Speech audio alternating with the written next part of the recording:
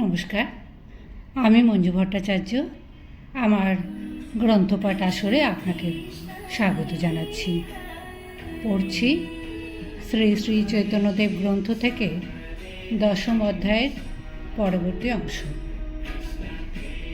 ভিন্ন সম্প্রদায়ের বলিয়া পরিচয় দিলেও বল্লভাচার্যের অনুবর্তীদিগের ভেতরে গৌড়ীয় বৈষ্ণবগণের ন্যায় প্রেম ভক্তিরই প্রাধান্য। বল্লভাচার্য প্রণীত শ্রীমদ্ ভাগবতের যে টিকা আছে, তাহাতেও জগৎকারণ, পরব্রহ্ম, পরমাত্মা শ্রীকৃষ্ণকে অদ্বৈতত্ত্ব বলা হইয়াছে।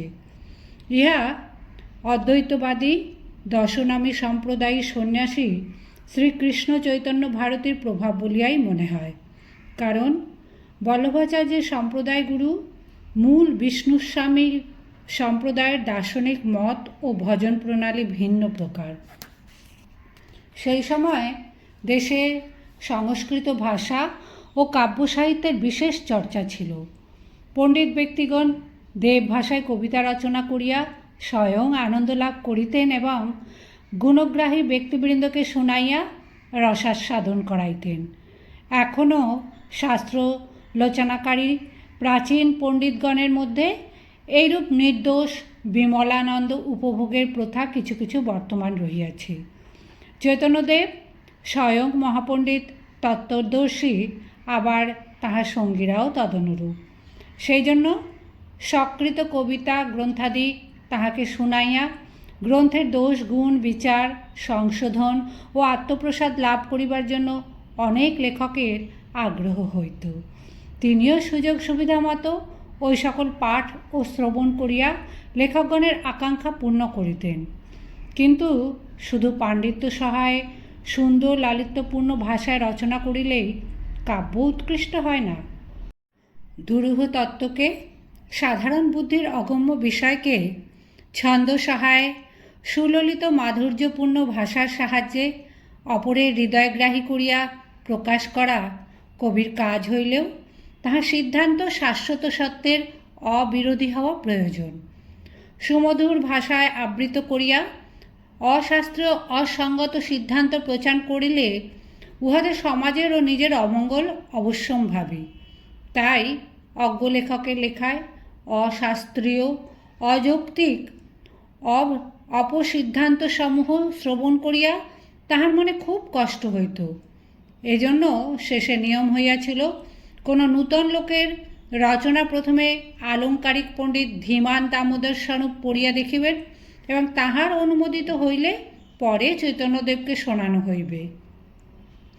একদা বঙ্গদেশীয় জনৈক পণ্ডিত স্বরচিত কবিতা চৈতন্যদেবকে শুনাইবার জন্য পুরী আসিয়া উপস্থিত হইলেন এবং তাহার গ্রন্থ পাঠ করিয়া অনেকেই প্রশংসা করিলেন। চৈতন্যদেবের মহিমা বর্ণনা করিয়া লিখিত তাহার কবিতা পাঠ করিয়া অনেক ভক্তেরই আনন্দ হইল। কিন্তু স্বীয় কবিতা চৈতন্যদেবকে শুনাইবার জন্য কবির মনে বিশেষ আকাঙ্ক্ষা থাকিলেও তিনি তাহা পূর্ণ করিবার সুযোগ পাইলেন না। চৈতন্যদেবের প্রিয় ভক্ত ভাগবতাচার্যের সঙ্গে উক্ত কবির বিশেষ পরিচয় ছিল। ভাগবতাচার্য কবির অভিপ্রায় পূর্ণ করিবার জন্য দামোদর স্বরূপকে বিশেষ অনুরোধ আরম্ভ করিলেন, কারণ দামোদর অনুমোদন করিলেই চৈতন্যদেব উহা শুনিতে সম্মত হইবেন। ভাগবতাচার্যের অনুরোধ উপেক্ষা করিতে না পারিয়া দামোদর সম্মতি দিলে নির্দিষ্ট দিনে ভক্তমণ্ডলীর সম্মুখে গ্রন্থপাঠের আয়োজন হইল। কবিবর অতিশয় হৃষ্ট হইয়া মঙ্গলাচরণ শ্লোক পাঠ করিলেন।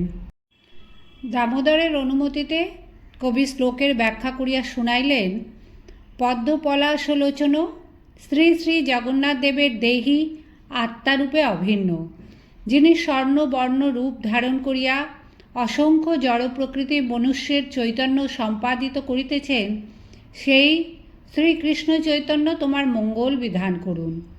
শ্লোকের ভাষা ও ভাব শুনিয়া উপস্থিত অনেকেই উচ্চ প্রশংসা করিলেন, কিন্তু দামোদর স্বরূপের বদনমণ্ডল গম্ভীর ভাব ধারণ করিল। তিনি বিরক্তির সহিত কবিকে সম্বোধন করিয়া বলিলেন, আরে মূর্খ, আপনার কৈলি সর্বনাশ, দ্বৈত ঈশ্বরে তোর নাহিক বিশ্বাস, পূর্ণানন্দ স্বরৈশ্বর্য চৈতন্য স্বয়ং ভগবান, তাঁরে কইলি জড় নশ্বর প্রাকৃতকায়, পূর্ণানন্দ চিৎস্বরূপ জগন্নাথ রয়, তাঁরে কইলি ক্ষুদ্র জীব স্ফুলিঙ্গ সমান, দুই ঠাঁই অপরাধে পাইবি দুর্গতি, অতত্ত্বজ্ঞ তত্ত্ববর্ণে এই তার রীতি, আর এই করিয়াছ পরম প্রমাদ, দেহদেহী ভেদ ঈশ্বরে কইলে অপরাধ, ঈশ্বরে নাহি কভু দেহদেহী ভেদ, স্বরূপ দেহ চিদানন্দ নাহি কবি ভেদ। মঙ্গলাচরণ শ্লোক ও তাহার ব্যাখ্যা শুনিয়া দামোদর বিরক্ত হইলেন এবং কঠোর বাক্যে কবিকে তাহার কবিতার দোষ দেখাইয়া দিলেন। দামোদর অনেক শাস্ত্র বাক্য ও যুক্তি দ্বারা বুঝাইয়া দিলেন, জীবের ন্যায় ঈশ্বরের দেহ ও দেহী আলাদা বস্তু নহে। ঈশ্বর তত্ত্বে দেহ দেহী ভাব নাই।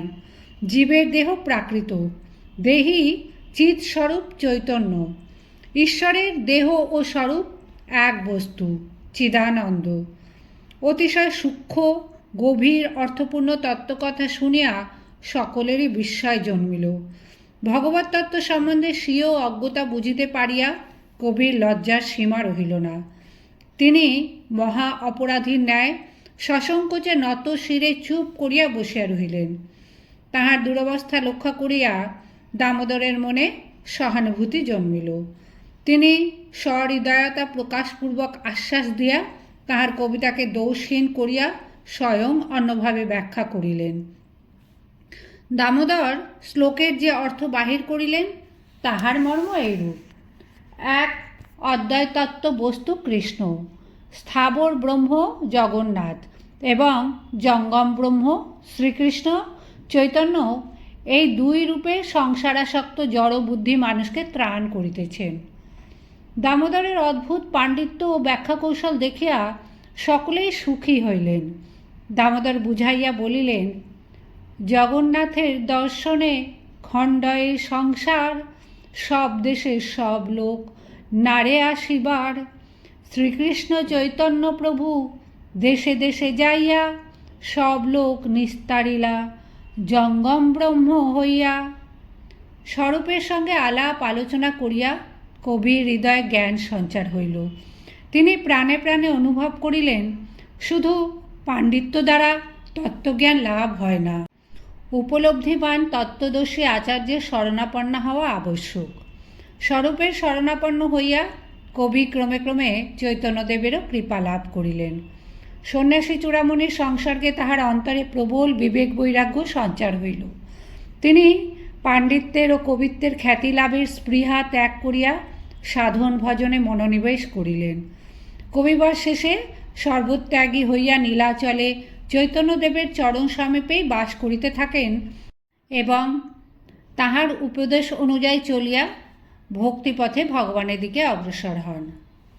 রায় রামানন্দের এক অনুজ রাজা প্রতাপরুদ্রের অধীনস্থ মালজাঠা নামক স্থানে শাসন ও রাজস্ব সংগ্রহ করিতেন। তাহার নাম ছিল গোপীনাথ পট্টনায়ক। অমিত ব্যয় গোপীনাথ প্রজার নিকট হইতে নিয়মিত খাজনা আদায় করিলেও রাজকর 16 আনা দিতে পারিতেন না। প্রতি বৎসর কিছু কিছু বাকি পড়িয়া ক্রমে তাহার নিকট 2 লক্ষ কাহন রাজকোষের প্রাপ্য হইল। জ্যেষ্ঠ রাজকুমার এই সকল দেখাশোনা করিতেন। তিনি গোপীনাথের নিকট হইতে বাকি রাজস্ব কোনো মতে আদায় করিতে না পারিয়া শেষে তাহাকে বন্দি করিয়া পুরীতে লইয়া আসেন। পাওনা আদায়ের জন্য গোপীনাথকে নানা প্রকার উৎপীড়নের ভয় দেখানো হইল। গোপীনাথের অনেক ঘোড়া ছিল। তিনি অনন্যপায় হইয়া শেষে প্রস্তাব করিলেন তাহার ঘোড়াগুলি উচিত মূল্যে রাজ সরকারের লওয়া হোক, আর বাকি পাওনা পরে ধীরে ধীরে আদায় করিবেন। বড় রাজকুমার এই প্রস্তাবে সম্মত হইলে ঘোড়ার মূল্য নির্ধারণ করিবার জন্য অন্য এক রাজকুমারকে আনা হইল। তিনি ওই সম্বন্ধে বিশেষজ্ঞ ছিলেন, কিন্তু ঘোড়াগুলি ভালো করিয়া দেখিয়াও তিনি উচিত মূল্যাপেক্ষা অনেক কম দাম নির্দেশ করাতে গোপীনাথের মনে ক্রোধের সঞ্চার হইল। সেই রাজপুত্রের এক মুদ্রা দোষ ছিল, কথা বলিতে বলিতে ঘাড় বাঁকাইতেন। ক্রুদ্ধ গোপীনাথ তাহাকে উপহাস করিয়া বলিলেন, আমার ঘোড়ার দাম এত কম হইবে কেন? আমার ঘোড়া তো ঘাড় বাঁকায় না, এই দামে ঘোড়া দিতে পারিব না।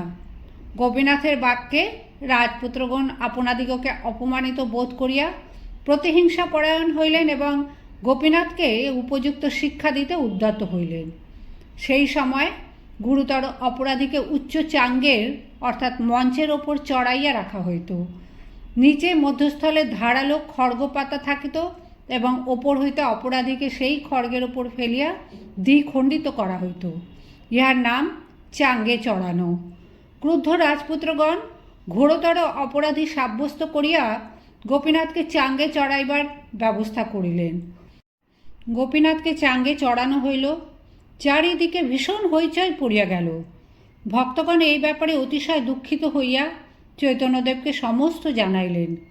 তাহার অতিশয় প্রিয় অন্তরঙ্গ রামানন্দ এবং সেবক বাণীনাথের সহোদর গোপীনাথের বড়ই দুঃসময় উপস্থিত হইয়াছে বলিয়া ভক্তগণ অনেক হা হুতাশ করিলেন। কিন্তু চৈতন্যদেব গোপীনাথের প্রতি কোনো প্রকার সহানুভূতি তো দেখাইলেনই না, বরং গম্ভীরভাবে বলিলেন, প্রজার নিকট হইতে কর আদায় করিয়া রাজাকে তাহার ন্যায্য পাওনা না দিয়া ইচ্ছামতো আপনার ভোগবিলাসে যে ব্যয় করে, তাহার এইরূপ পরিণাম হওয়াই স্বাভাবিক। ইহার পরে আবার কয়েকজন বিশিষ্ট ভক্ত আসিয়া দুঃখিত অন্তঃকরণে চৈতন্যদেবকে জানাইলেন, গোপীনাথের গোষ্ঠীবর্গ সকলকেই রাজসৈন্য ধরিয়া লইয়া গিয়াছে এবং গোপীনাথকে শীঘ্রই চাঙ্গের ওপর হইতে নিচে ফেলিয়া কাটা হইবে। এই ভয়ানক সংবাদেও তিনি কোনরূপ বাং নিষ্পত্তি কিংবা দুঃখ প্রকাশ করিলেন না। তাহার উদাসীনতা দেখিয়া ভক্তগণের বড়ই আশ্চর্য মনে হইল। তাহারা ভরসা করিয়া আসিয়াছিলেন তাহার শুভ ইচ্ছায় ও আশীর্বাদে রামানন্দের গোষ্ঠীবর্গ বিপদ হইতে রক্ষা পাইতে পারেন। এখন তাহাকে এ বিষয়ে সম্পূর্ণ উদাসীন দেখিয়া তাহারা কাতরভাবে করজোড়ে নিবেদন করিলেন, রামানন্দ রায়ের গোষ্ঠীবর্গ সকলেই আপনার অনুগত। তাহাদের এইরূপ ভীষণ সংকট সময় আপনার এইভাবে উদাসীন থাকা ভালো দেখায় না। ভক্তগণের মনোভাব বুঝিয়া চৈতন্যদেবের অন্তরে বিস্ময় জন্মিল। প্রকাশ্যে বলিলেন, তোমাদের কি ইচ্ছা? আমি রাজা নিকট গিয়া গোপীনাথের দয়ার জন্য ভিক্ষা মাগি? শুনি মহাপ্রভু কহেন, সক্রোধ বচনে মোরে আজ্ঞা দেহ সব যাইব রাজস্থানে। তোমা সবার এই মতো রাজঠাঁই যাইয়া কৌড়ি মাগি লই আমি আঁচল পাতিয়া। 5 গণ্ডার পাত্র হয় সন্ন্যাসী ব্রাহ্মণ, মাগিলে বা দিবে কেন 2 লক্ষ কাহন। রাজা প্রতাপরুদ্র চৈতন্যদেবকে যেরূপ ভক্তি শ্রদ্ধার চক্ষে দেখিতেন, তাহাতে ভক্তগণের আশা ছিল তিনি চেষ্টা করিলে গোপীনাথ অতি সহজেই রক্ষা পাইবেন। কিন্তু তিনি এই বিষয়ে হস্তক্ষেপ করিতে চাহিলেন না, বরং স্পষ্টই বলিলেন, আমি ভিক্ষুক, আমা হইতে কিছু নয়। চৈতন্যদেব কোনো প্রকারের স্বীয় ধর্ম সন্ন্যাস আশ্রমের মর্যাদা কিছু মাত্র লঙ্ঘন করিয়া বিষয় সম্পর্কে যাইতে ইচ্ছুক হইলেন না। ভক্তগণ অতিশয় কাতরভাবে গোপীনাথের রক্ষার জন্য বারংবার প্রার্থনা করিলে শেষে তাহাদিগকে প্রবোধ দিয়া বলিলেন, যদি তোমরা তাহাকে রক্ষা করিতে চাও তবে সকলে শ্রী শ্রী জগন্নাথ দেবের মন্দিরে গিয়া তাহার শরণাপন্ন হও। একমাত্র তিনি হয়কে নয়, নয়কে হয় করিতে সমর্থ।